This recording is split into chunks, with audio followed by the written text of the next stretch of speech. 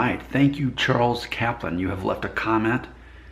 You say, in my video, most people with dyshidrotic eczema and sinus allergies would rather die than become a vegan to cure their symptoms. Charles Kaplan left a comment saying this, quote, "Been thinking of going vegan as my psoriasis is way out of control. How did you start the vegan regimen? For example, eliminating certain foods and gradually becoming a vegan? By the way, enjoying channel," end quote. Thank you. Thank you, Charles. I really appreciate that. And I'm happy to answer these questions. I want to give peace and hope to people who, you know, for me, I suffered 2 decades with dyshidrotic eczema on my hands, red bumps, itchy all the time, oozing. It got to the point where I could barely even type on a keyboard. It was really out of control. I could even say it was possibly even causing depression to set in, but just because there was no medical cure, there was no hope. And some will say, well, Nick, this is just bro science. This isn't real. This isn't proven. Exactly. See, when you're truly desperate enough by having dyshidrotic eczema, as long as I did and as severe as I did, you finally realized a doctor can prescribe you some kind of cream to alleviate it for a little bit and give you hope, think, oh, it's gonna, no, it doesn't make it go away.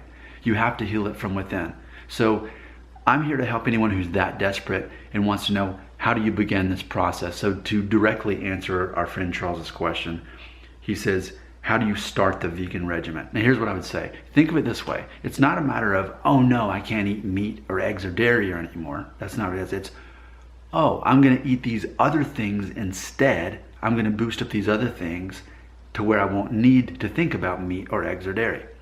So for example, it starts with the 6 food groups of the vegan life: vegetables, fruits, beans, grains, nuts, and seeds. That's where you're gonna get your protein, your nutrients, your fats. You're gonna get everything from those 6 things. So first off, well, if you get rid of meat, where do you get your protein from? Vegetables, fruits, beans, grains, nuts, and seeds. See, people don't realize that actually by eating meat, they tend to get too much protein and therefore too much cholesterol as well. And by doing this, and funny thing is, I said I've got a BMI of 26, so I'm actually overweight as a vegan and doing this for 5 years. So obviously I've got no issues getting enough protein, but that's where I'm getting my nutrients from. But particular, okay, so what are some of the things in general we eat around here? So like, for example, because I have no gluten allergy, I do eat a lot of whole grains, like not bread so much, but more whole grain pasta with vegetables cut up. For me, it's more about making it based on grains. And so like for a lot of Italian American type meals, we do have a lot of pasta with vegetables. Also, we have a lot of Mexican American food.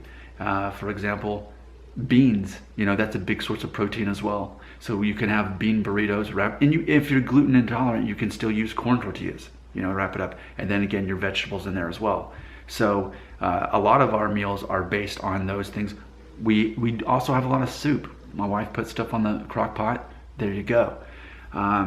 A lot of fruit, and I think that's one of the missing keys that a lot of people don't realize that have eczema. A lot of the eczema is only encouraged by you eating too much processed sugar, which was definitely the case for me. So when I started making my journey, I cut out all processed sugar and replaced it with fruit. I was realizing I didn't really eat fruit.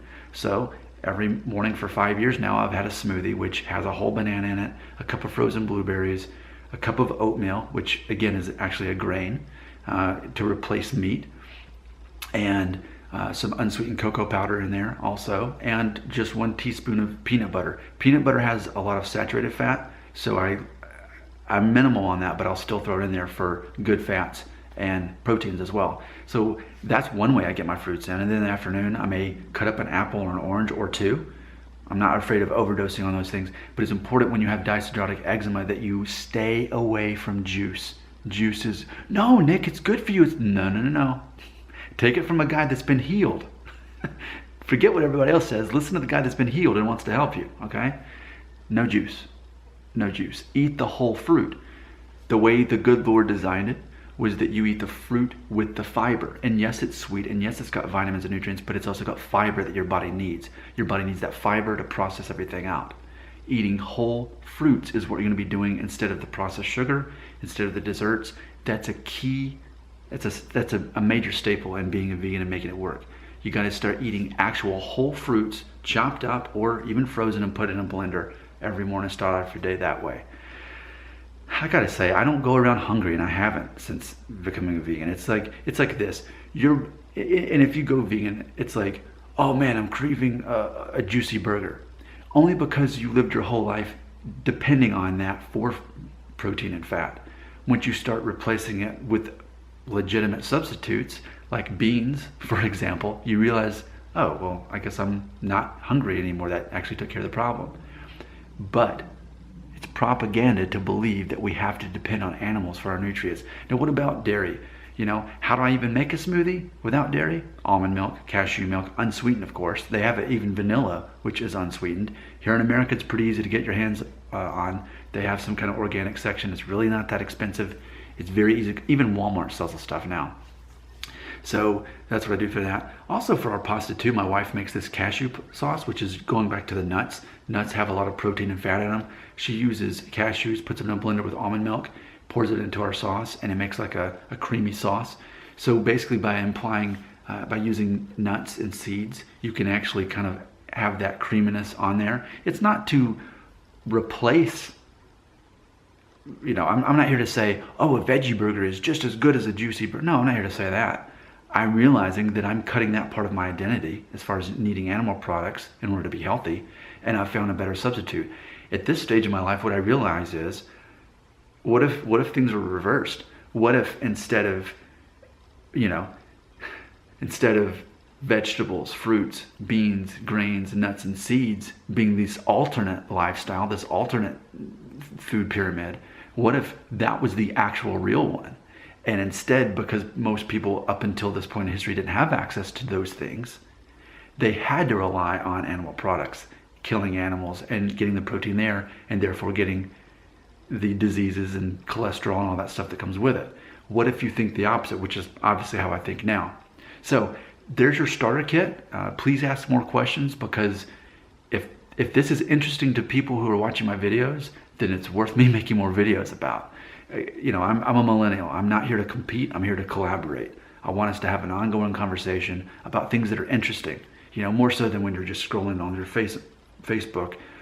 What's a real conversation I can have with a normal guy who's not a professional, not a doctor, but who's lived through eczema, who's lived through pet allergies, who's lived through constant sinusitis, not being able to breathe through an entire side of my nose, going back and forth for 2 decades, always getting sick all the time. Those days are gone, and they've been gone for nearly 5 years now. And again, I'm healthy. I am not withering away with a BMI of 26.